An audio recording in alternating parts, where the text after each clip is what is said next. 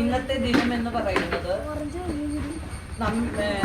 നമുക്ക് വളരെ സുപ്രധാനമായിട്ടുള്ള ഒരു ദിനമാണ്.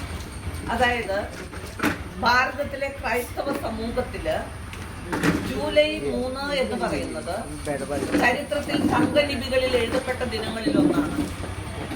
തോമാസ് ലീഹ കേരളത്തിലെ AD 52 കേരളത്തിലെ കൊടുങ്ങല്ലൂരിൽ വരികയും അവിടെ 7 പള്ളികൾ സ്ഥാപിക്കുകയും ചെയ്തു എന്ന് ചരിത്രം സാക്ഷിക്കുന്നു. അങ്ങനെ 7 പള്ളികൾ സ്ഥാപിച്ചു എന്ന് പറയുമ്പോൾ 7 വിശ്വാസ സമൂഹത്തെ തോമാസ് ലീഹ വളർത്തി എടുത്തു എന്നാണ് നാം അതിൽ നിന്നും മനസ്സിലാക്കേണ്ടത്. നമ്മുടെയൊക്കെ ഭവനങ്ങളിൽ ആരെങ്കിലും മരണം മൂലം വേർപിരിഞ്ഞു പോയാൽ ആ ദിനത്തിന്റെ ഓർമ്മ നാം പ്രത്യേകമാം വിധം ആചരിക്കുകയും മറ്റ് പള്ളികളിൽ അതിനുള്ള തിരുക്കർമ്മങ്ങളും അനുഷ്ഠാനങ്ങളും എല്ലാം നടത്തുകയും ചെയ്യുന്നു. അതുപോലെ തന്നെ ക്രൈസ്തവ സമൂഹത്തില് ധീര രക്തസാക്ഷിത്വം വരിച്ച തോമാസ് ലീഹായുടെ ഓർമ്മ ദിനമായ ദുഃഖറാന നാം ഇതുപോലെ പ്രത്യേകമായിട്ടുള്ള പ്രാർത്ഥനകളോടെയും മറ്റുള്ള കർമ്മങ്ങളിലൂടെയും അനുഷ്ഠിക്കുകയും ചെയ്യുന്നു. അസത്തോമ സത്ഗമയ, തമസോമ ജ്യോതിർഗമയ, മൃത്യോമ അമർദംഗമയ. അസത്യത്തിൽ നിന്നും സത്യത്തിലേക്കും, അന്ധകാരത്തിൽ നിന്നും പ്രകാശത്തിലേക്കും, മരണത്തിൽ നിന്നും മരണമില്ലായ്മയിലേക്കും ഞങ്ങളെ നയിക്കണേ എന്ന പൂർവ്വപിതാക്കന്മാരുടെ പ്രാർത്ഥനയ്ക്ക് ഉത്തരമെന്നോണം നമുക്ക് കിട്ടിയ ധീര രക്തസാക്ഷിയാണ് വിശുദ്ധ തോമാസ് ലീഹ. ഗലീലി നാട്ടിൽ നിന്നും മുന്തിരിപ്പാടത്തിന്റെ സൗന്ദര്യവും മുന്തിരിപ്പാടത്തിന്റെ സമൃദ്ധിയും ഒലിവ് വൃക്ഷങ്ങളുടെ ആ പൂവിന്റെ സൗരഭ്യവും എല്ലാം ഉപേക്ഷിച്ച് കേരളത്തില് അല്ലെങ്കിൽ ഇന്ത്യയില് ക്രൈസ്തവ സമൂഹം സ്ഥാപിക്കാൻ വരുമ്പോൾ നമ്മോടുള്ള സ്നേഹത്തെ പ്രതി ക്രൈസ്തവ സമൂഹത്തെ വളർത്തിയെടുക്കേണ്ടതുണ്ട് എന്നുള്ള മനസ്സിൽ ഉറച്ച ബോധ്യത്തോടുകൂടെയാണ് തോമാസ് ലീഹ ഭാരതത്തില് വരുന്നത്. ഭാരത അപ്പസ്തോലൻ അല്ലെങ്കിൽ മാർത്തോമ ക്രിസ്ത്യാനികൾ എന്ന് പറയുമ്പോൾ തോമാസ് ലീഹായെ കുറിച്ച് ഓർക്കാതെ നമുക്ക് അതിൽ നിന്നും വിട്ടുനിൽക്കാൻ സാധ്യമല്ല. എന്റെ കർത്താവേ, എന്റെ ദൈവമേ എന്ന് ആവർത്തിച്ച് പറയുമ്പോൾ നാമും പലപ്പോഴും എന്റെ ദൈവമേ, എന്റെ കർത്താവേ എന്ന് നാമും പറയാറുണ്ട്. അങ്ങനെ ആവർത്തിച്ച് പറയുമ്പോൾ ദൈവത്തോടുള്ള വിശ്വസ്തത എത്രമാത്രം ഉണ്ട് എന്ന് ആ ഒറ്റ തിരുവചനത്തിലൂടെ നമുക്ക് മനസ്സിലാക്കാൻ സാധിക്കും. ഞാൻ പലപ്പോഴും വിചാരിച്ചിട്ടുള്ളത് തോമാസ് ലീഹ ഒരു പിടിവാശിക്കാരനായ ശിഷ്യനാണെന്നാണ്. ഞാൻ ചരിത്രം തിരുത്തി കുറിക്കാനല്ല ഇത് പറഞ്ഞത്. പിടിവാശിക്കാരൻ എന്ന് ഞാൻ ഉദ്ദേശിച്ചതിന് കാരണം തോമാസ് ലീഹ ഇല്ലാതിരുന്ന സമയത്ത് യേശു മറ്റുള്ള ശിഷ്യന്മാർക്ക് പ്രത്യക്ഷപ്പെട്ടപ്പോൾ ഞങ്ങൾ യേശുവിനെ കണ്ടു എന്ന് പറയുമ്പോൾ തോമാസ് ലീഹ വളരെയധികം വിഷമത്തോടെയും ഒപ്പം അവിടുത്തെ ചാരത്ത് ചേർന്ന് നിന്ന് പാർശ്വത്തിൽ കൈവിരൽ വെക്കാതെ ഞാൻ വിശ്വസിക്കുകയില്ല എന്ന് പറയുകയും ചെയ്യുന്നു.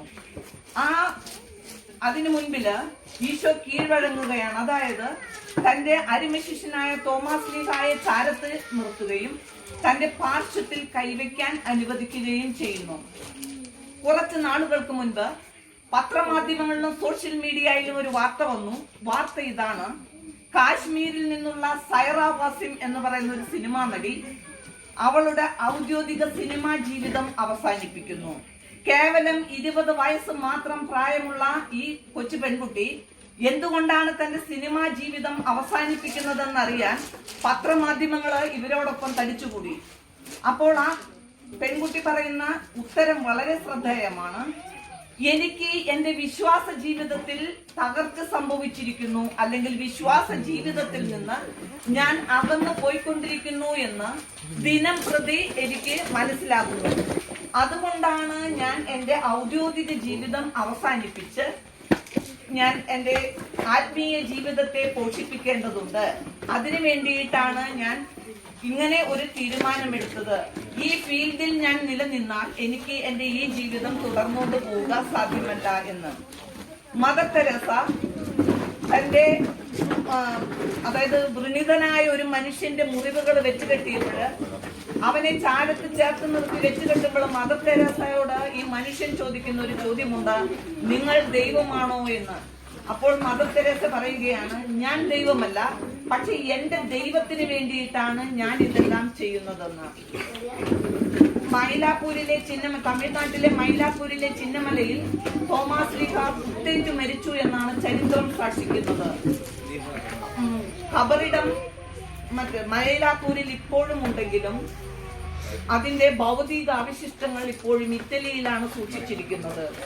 നമ്മുടെയും വിശ്വാസ ജീവിതത്തിൽ തകർച്ചകൾ ഉണ്ടെങ്കിൽ, നമുക്ക് എന്തെങ്കിലും നന്മകളോ സന്തോഷങ്ങളോ ഉണ്ടാകുമ്പോൾ നാമും എന്റെ കർത്താവേ, എന്റെ ദൈവമേ എന്ന് ഏറ്റു പറയും. എന്നാൽ നമ്മുടെ ജീവിതത്തിലെ ദുഃഖങ്ങളും ദുരിതങ്ങളും പ്രയാസങ്ങളും വരുമ്പോൾ യാതൊരു ചഞ്ചലപ്പുമില്ലാതെ എന്റെ കർത്താവേ, എന്റെ ദൈവമേ എന്ന് ഏറ്റു പറയാൻ നമുക്ക് സാധിക്കുമ്പോഴാണ് നാമും തോമാസ് ലീഹായുടെ അനുയായികൾ ആയി മാറി എന്ന് നമുക്ക് പറയാൻ സാധിക്കുകയുള്ളൂ.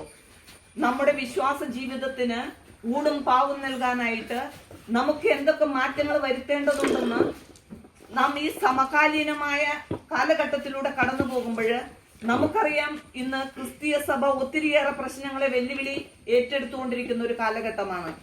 അപ്പോൾ നാം ആലോചിക്കേണ്ട ഒരു വചനമുണ്ട്. തോമാസ് ലീഹ പറയുന്നുണ്ട്, നമുക്കും ഇവനോടൊപ്പം പോയി മരിക്കാം. അതായത് മറ്റുള്ള ശിഷ്യന്മാർക്ക് ധീരത അല്ലെങ്കിൽ ധൈര്യം പകർന്നുകൊണ്ട് ആണ് നമുക്കും ഇവനോടൊപ്പം പോയി മരിക്കാം എന്ന് തോമാസ് ലീഹ പറയുന്നത്.